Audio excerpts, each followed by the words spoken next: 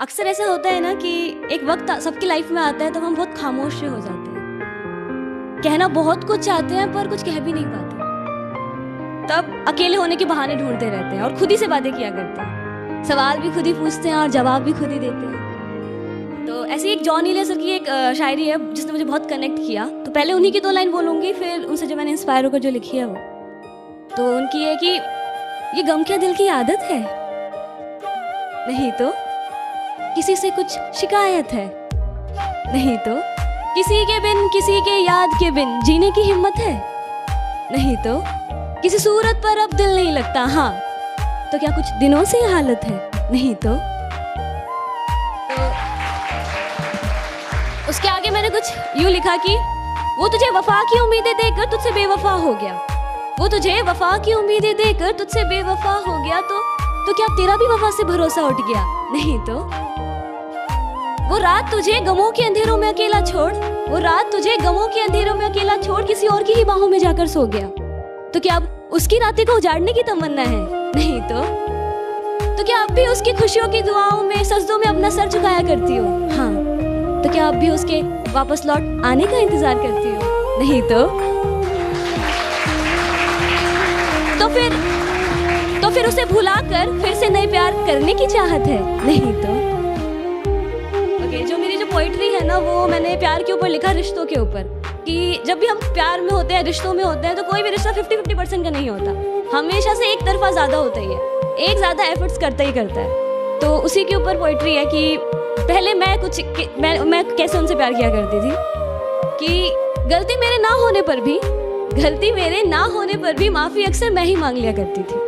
गलती मेरे ना होने पर भी माफी अक्सर मैं ही मांग लिया करती थी, मैं खुद को नाराज कर उन्हें मना लिया करती थी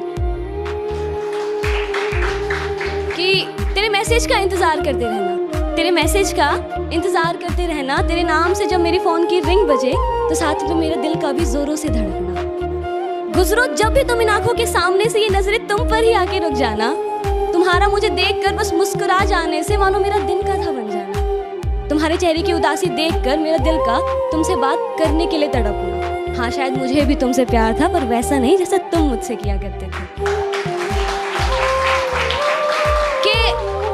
कि उनकी छोटी छोटी बातों को पूरे ध्यान से सुनना, कि उनकी हर छोटी छोटी बातों को पूरे ध्यान से सुनना, उनकी कही गई मुझसे प्यार भरी एक लाइन को दिन में 100 बार रटना, और फिर जब उनका मुझसे ये कह देने से कि तुम मुझे नहीं समझते, तुम मेरे प्यार को नहीं समझते, कहना तो बहुत कुछ चाहता था ये दिल उनसे, पर फिर ये सोचकर कि कहीं उन्हें कुछ दर्द ना पहुंच जाए, अक्सर अपने जज्बातों को दिल में ही बसा लिया करती थी, हाँ शायद मैं भी उनसे प्यार करती थी पर वैसा नहीं जैसा वो मुझसे किया करते थे। और अब उनके प्यार करने का तरीका और कुछ इस कदर से वो हमसे प्यार किया करते थे कि पास आने तक नहीं देते थे, पर दूर भी कहाँ जाने देते थे। वो मानते थे कि हाँ माना मैं तुमसे अक्सर रूठ कर चला जाया करता हूँ, हाँ माना मैं तुमसे अक्सर रूठ कर चला जाया करता हूँ क्योंकि मुझे तुम्हारे मनाने का तरीका बेहद पसंद है, हाँ माना मैं तुम्हें अक्सर छोड़कर चला जाया करता हूँ क्योंकि मुझे तुम्हारे रोकने का तरीका बेहद पसंद है। अक्सर बेख्याली में मैं भी तुम्हारा ख्याल किया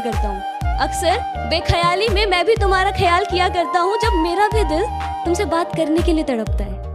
लेकिन फिर ये सोचकर कि तुम ही मुझे याद कर लोगी अपने दिल को कहीं और मशरूफ कर लेता हूँ, हाँ शायद मैं भी तुमसे प्यार करता हूँ पर वैसा नहीं जैसा तुम मुझसे किया करते हो,